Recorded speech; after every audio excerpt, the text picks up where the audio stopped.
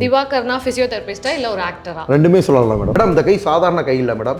எத்தனை பக்காவாதம் வந்து படுத்த படுக்கையா இருக்கவங்க எந்திரிச்சு நடக்க வச்சிருக்கோம் தெரியுங்களா? படுத்த படுக்கைனா எப்படி தெரியுங்களா? அதோட கொடூரம் யாருக்காவது தெரியுமா மேடம்? 10 நாளைக்கு மேல படுத்த படுக்கையா இருக்கவங்களுக்கு யார் மேடம் பார்க்க முடியும்?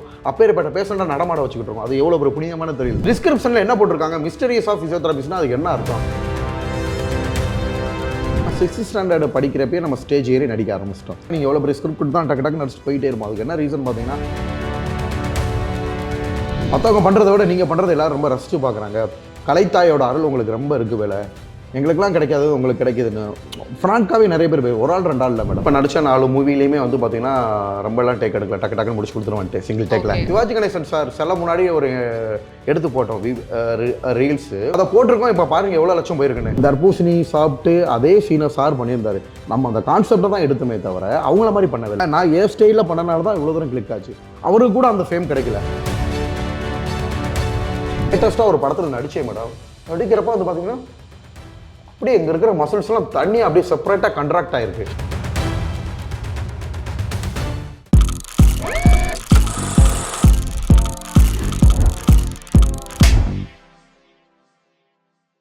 Hello sir. Hi ma'am. So first பார்த்தீங்கன்னா ஹூ இஸ் திவாகர்? திவாகர்னா பிசியோதெரபிஸ்டா இல்லை ஒரு ஆக்டரா? ரெண்டுமே சொல்லலாம் மேடம். ரெண்டுமே சொல்லலாம். இப்போ நீங்க கலையை வந்து இவ்வளோ ரசிக்கிறேன்னு சொல்றீங்க. இப்போ ரீசெண்டாக ஒரு மூவி ரிலீஸ் ஆயிடுச்சு. அதுல வந்து பிசியோ டாக்டரை வந்து வேற மாதிரி காமிச்சிருப்பாங்க. அதுக்கு நீங்க வந்து பிளாக் ஃபிளாக் வந்து காமிச்சிங்க. அது எதனால இவ்வளோ கலையை ரசிக்கிறீங்க நீங்க? அதே அதை ஒரு கலையா நீங்க பார்க்காம நீங்க வந்து அதுக்கு எதிர்ப்பு தெரிவிக்கிற மாதிரி நீங்க? ஆமா, அது கலை என்ன மேடம்? கலை தவறுதலான விஷயங்களா? கலையில நம்ம பண்ற கலை வந்து யாரையும் புண்படுத்தக்கூடாது, தவறுதலான விஷயங்களை செய்யக்கூடாது. அந்த படத்தில் ஃபயர்ன்ற மூவியில் என்ன தெரியுமா போட்டிருக்காங்க? Mysteries of physiotherapist. பிசியோதெரபிஸ்ட் மர்மங்கள்னு அர்த்தம். Mysteries of physiotherapist. பிசியோதெரபின்றது மேடம் 20-25 வயசு பண்ணவங்களுக்கே பக்கவாதம் வந்துடுது.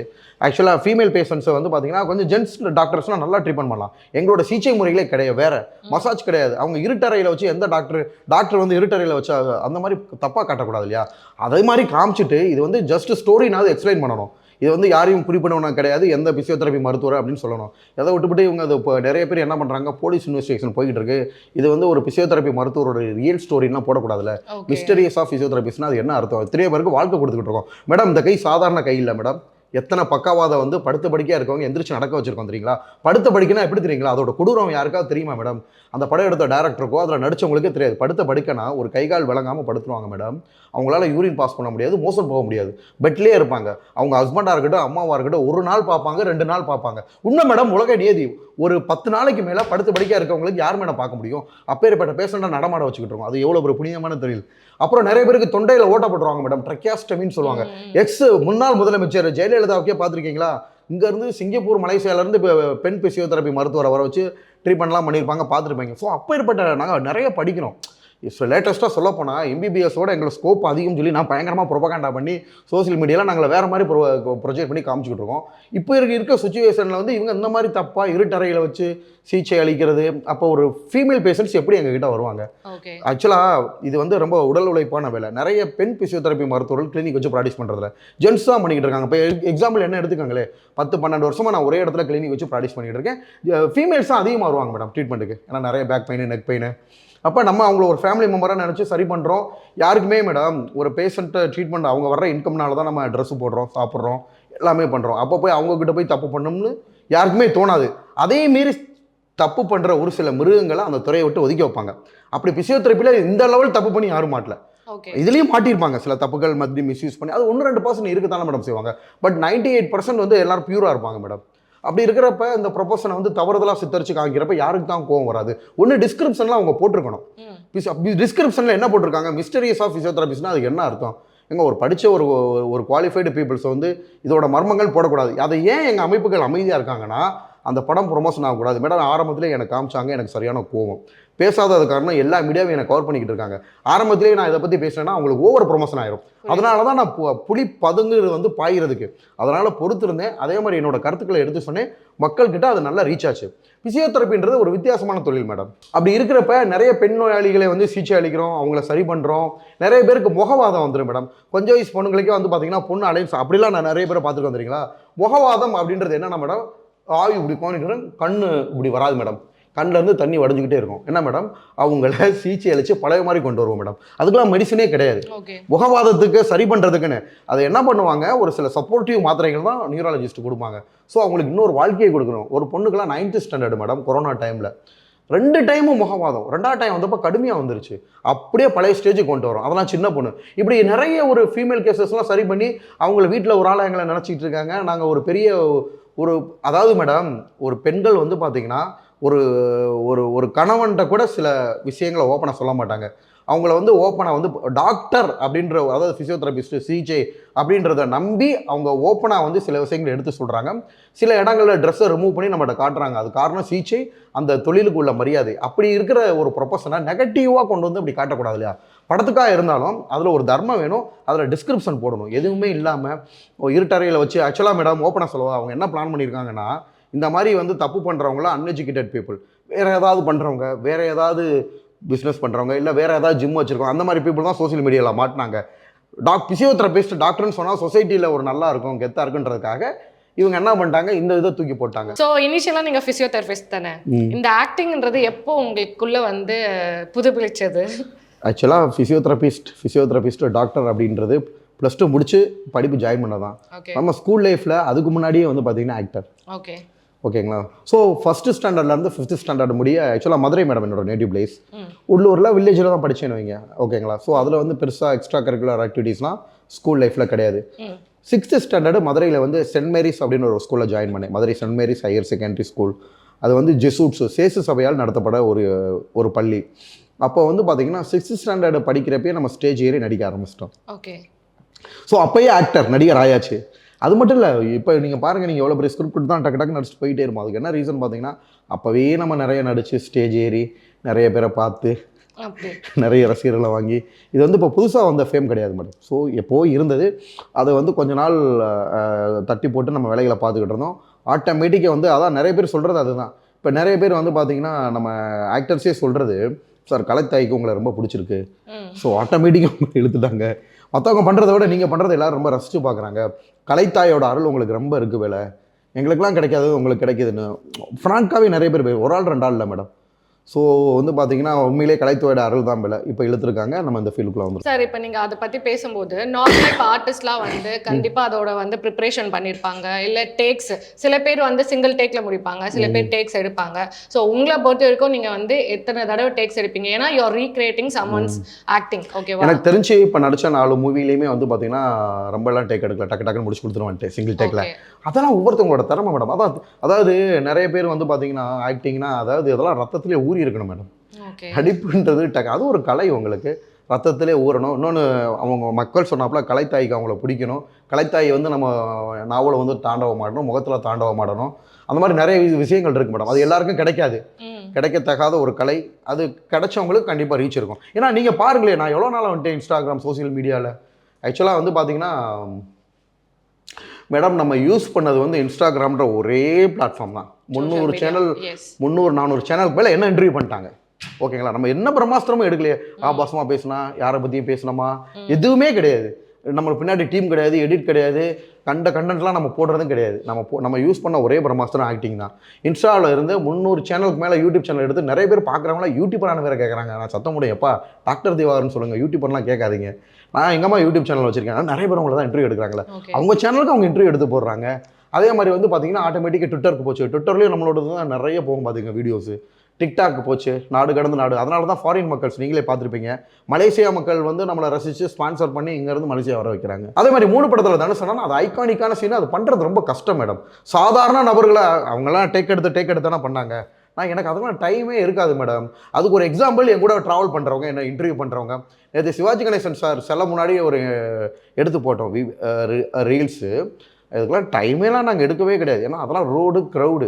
சும்மா அப்படியே போய் நின்னோம், நெஞ்சு ஈத்தியில் குத்துற மாதிரி போனால் அப்படியே சாஞ்சோம். அந்த பையன் ஆடி போயிட்டு அப்படி எடுத்த பையன் ஒரே டேக் தான் எடுத்தார். அதை போட்டிருக்கோம். இப்போ பாருங்கள் எவ்வளோ லட்சம் போயிருக்குன்னு. பெரிய டீம் வச்சுருந்து அவங்களுக்கு பின்னாடி எவ்வளோ எடிட்டர் வச்சு என்னென்னமோ கான்செப்ட். இத்தனைக்கும் அதே இதை நான் ஏகப்பட்ட டைம் போட்டேன். போட்டாக்கண்டி திருப்பி மில்லியன் வியூஸ் போகுதுன்னா அந்த நடிப்புன்ற ஒரு ஆழ்மையான நம்மளுக்குன்னு ஒரு இண்டிவிஜுவாலிட்டி மேடம்.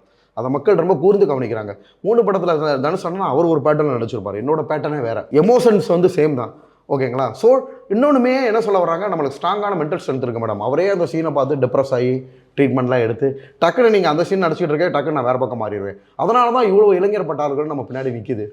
உண்மைன்றது உண்மைதான் மேடம். யாருமே வந்துட்டு திறமையோ ஆக்டிங் ஸ்கில்ஸோ யாரையும் போய் மறைக்கலாம் முடியாது. அப்போ என்ன பண்ணுறாங்க மக்கள்லாம், எங்கடா இருந்த இவ்வளோ நாளா, எங்கே இருந்தீங்க நீங்கள், இப்படிப்பட்ட ஆட்கள்லாம் வரலையே. உங்களோட இன்ஸ்பிரேஷன் யாரு? இப்போ ஃபர்ஸ்ட் ஒரு ரீல் நீங்க போட்டிருப்பீங்க, ஓகேவா? எதனால போடணும்னு தோணுச்சு? யார் உங்களோட இன்ஸ்பிரேஷன்? மேடம் ரீல்ஸ்லாம் போட்டு நான் இன்ஸ்பிரேஷன் ஆனதில்லை மேடம். ஈவன் நடிகர்கள் நடிகைகளை பார்த்துலாம் நான் நடிக்கல மேடம். ஸ்கூல் லைஃப் ஸ்கூலில் நம்ம போகிறோம், ஜாயின் பண்ணுறோம். அங்கே என்ன பண்ணுறாங்க, டீச்சர்ஸ் டே அப்படின்னா ட்ராமா பண்ணுவாங்க. அதுக்குன்னு 2-3 டீச்சர்ஸ் இருப்பாங்க. அவங்க ஸ்கிரிப்ட் எழுதுவாங்க. எழுதிட்டு அவங்க அந்த படத்தில் மாதிரி ஆள் செலக்ட் பண்ணுவாங்க. செலக்ட் பண்ணிவிட்டு அவங்க ஸ்டேஜில் பெர்ஃபார்ம் பண்ணுறப்ப அதை பார்த்தது எனக்கு ஒரு ஆசை. ஓகே பாரு இவங்களெல்லாம் வச்சு ட்ராமா பண்ணுறாங்களே, நம்மளும் இந்த மாதிரி ஏறி நடிக்கணும் அப்படின்னு நம்மள அறியாமல் ஒரு உள்ளுணர்வுகள். ஓகேங்களா? அப்போ நான் அதை பார்த்து தான் இன்ஸ்பயர் ஆனோம். ஓகேங்களா? ஸோ அப்போ என்ன பண்ணேன், டக்குன்னு ஒரு வாய்ப்பை பயன்படுத்தினேன். 6th ஸ்டாண்டர்ட் படிக்கிறப்ப சோசியல் சயின்ஸ் சார் சும்மா ஒரு சின்ன டயலாக் ஃபன்னியாக கொடுக்குறாரு. நான் நோண்டினேன் ஒன்றும் கிடைக்கவில்லை, இது எல்லாரும் பேசுங்க பண்ணுறாரு. டக்கு நான் போனேன், நான் நோண்டினேன் ஒன்றும் கிடைக்கவில்லை. சோசியல் சயின்ஸ் இன்னும் நல்லா ஞாபகம் இருக்கு மேடம். எல்பீட்டர், ஏன்னா என்னோட கிளாஸ்மேட்ஸும் எல்லாரும் பார்த்துட்டு இருக்காங்க. சென்ட் மேரி ஸ்கூல்னா அதில் ஏகப்பட்ட பேருக்கு ஆயிரக்கணக்கான மக்கள் படிச்சது. ஸோ எல்பீட்டர் சார்ன்றவர் நிறைய நடிகரை உருவாக்குனவர். அப்போ அவர் வந்து கட்டி பிடிச்சிட்டார். பாரு பேச்சே தனி துடிப்பாக இருக்குது, பயங்கரமாக வரும் அப்படின்றாரு. ஸோ அடுத்து என்ன பண்ணுறாரு, வாய்ப்பு கொடுக்குறாரு. ஃபஸ்ட்டு முரசு தட்டுற வேஷம் தான் என்னை உள்ள நுழைச்சாங்க. அதுக்கப்புறம் வந்து பார்த்தீங்கன்னா நம்மளே இந்த ட்ராமாலாம் ஸ்கிரிப்ட் பண்ணி, நான் ஹாஸ்டலில் வேறு படித்தேன் மேடம். இங்கே தனியாக காம்படிஷன் இருக்கும், ட்ராமா காம்படிஷன், ஹாஸ்டலில் தனியாக காம்படிஷன் இருக்கும். ஸோ அப்போ எனக்கு பின்னாடி டீமை நானே கதை எழுதி, ஓகேங்களா, எல்லாரையும் நடிக்க வச்சு பைபிளில் உள்ள விஷயங்கள்லாம் எடுத்து ஸ்டோரியாக போட்டு நடிச்சு அதில் பரிசுகளை வாங்கி அதில் கைதட்டை வாங்கி நிறைய ஃபேன்ஸ் எடுத்து, ஸோ எல்லா பேருக்கும் கேரக்டர் கொடுத்துருவேன். மேக்கப் நம்ம தான், நீ இந்த கேரக்டர் அவங்களுக்குலாம் டெய்லியும் ஸ்கூல் முடிஞ்சு 1 hour ப்ராக்டிஸ் கொடுத்து நம்ம அப்படியே பெரிய ஜாம்பவான் ஆகிட்டோம் மேடம் அப்போவே. ஓகே, ஸோ இப்போ பார்த்தீங்கன்னா இன்ஸ்பிரேஷன் யாரும் இல்லை பர்சனலி அப்படின்னு சொல்லி. நம்ம இன்ஸ்பிரேஷன் சொன்னது என்னோட ஸ்கூல் லைஃப்பில் ஸ்கூலில் நடக்கிற ட்ராமா காம்படிஷனை பார்த்து தான் நான் இன்ஸ்பயர் ஆனேன். ஆனால் நீங்கள் ரீக்ரியேட் பண்ணுறது எல்லாமே இன்னொருத்தவங்களை பார்த்து தானே வந்து பண்ணிட்டு இருக்கீங்க. அது எப்படின்னா ஓப்பனாக சொல்லுவாங்க மேடம், நான் அவங்கள மாதிரி பண்ணுறேன் இவங்கள மாதிரி பண்ணேன்னா இந்த லெவல் ரீச்சே கிடச்சிருக்காரு. திவாகரங்கன்னு ஓன் ஸ்டைல். ஓகேங்களா? நம்மளோட ஓன் ஸ்டைலில் பண்ணதான் ஒன்றும் இல்லை. இப்போ வாட்டர்மெலன் ஸ்டாரு தர்பூசணி சாப்பிட்டு அதே சீனை சார் பண்ணியிருந்தாரு. நம்ம அந்த கான்செப்டை தான் எடுத்துமே தவிர அவங்கள மாதிரி பண்ணவே இல்லை. நான் ஏன் ஸ்டைலில் பண்ணனால தான் இவ்வளோ தூரம் கிளிக் ஆச்சு. அவருக்கு கூட அந்த ஃபேம் கிடைக்கல, அதை விட நம்மளுக்கு அதிகமாக கிடச்சிருக்கு. இது எவ்வளோ பெரிய விஷயம் நீங்கள் நினச்சி பாருங்கள். ஒரு ஆக்டருக்கு கிடைக்காத ஒரு ஃபேமு ஒரு நபருக்கு கிடச்சிருக்குன்னா என்ன ரீசன்? அது அவங்களோட இண்டிவிஜுவலிட்டி மேடம். அந்த சீனா என்ன ரீசனா, பட சீனா எல்லாருக்கும் ரீச் ஆகும். இப்போ ஸ்கூல் லைஃப்பில் நாங்கள் என்ன பண்ணுவோம்னா பைபிளில் உள்ள இசையை எடுத்து போடுவோம் ட்ராமாவாக. சூப்பர் அதாவது யங்ஸ்டர்ஸோட டேஸ்ட் மாறுது மேடம். ஸ்கூல்லன்னு சில கட்டுப்பாடு இருக்கும். ரொம்ப வந்து பார்த்திங்கன்னா லவ் ஸ்டோரி இதெல்லாம் வந்து பண்ண மாட்டோம். ட்ராமா காம்படிஷன் அப்படின்னா நாங்களாம் ஓனாக எழுதுவோம். சமுதாய சீர்திருத்தங்கள் மாதிரி எழுதுவோம், வரதட்சணை கொடுமைன்னு எழுதுவோம். அதுக்கப்புறம் வந்துட்டு பார்த்திங்கன்னா ஒரு பெரிய பண்ணையார் இருப்பார், அவரோட அடக்குமுறையில் இருக்காங்க. கிராமத்தில் உள்ள பசங்களை படிக்க விடாமல் பண்ணுறாங்க, அந்த மாதிரி எடுப்போம். பைபிளில் உள்ள ஸ்டோரியை எடுப்போம். அந்த மாதிரி எடுத்து நம்ம ரீக்ரியேஷன் பண்ணியிருக்கோம். அதை வந்து இப்போ உள்ள யங்ஸ்டர்ஸ்க்கு ரொம்ப தத்துவமாக போட்டாலும் பார்க்க மாட்டாங்க மேடம். அவங்க விரும்புறது வந்து ஒரு லவ் சப்ஜெக்ட்ஸு, ஸ்டைலு, அதை தான் எல்லாரும் விரும்புவாங்க. ஓகேங்களா? ஸோ அந்த மாதிரி சப்ஜெக்ட்ஸ் அப்போ 3 படத்தில் தனுஷு நான் கழுத்து கட் பண்ணிக்கிற சீன் இருக்கும். அதை லேட்டஸ்ட்டாக ஒரு படத்தில் நடித்தேன் மேடம்.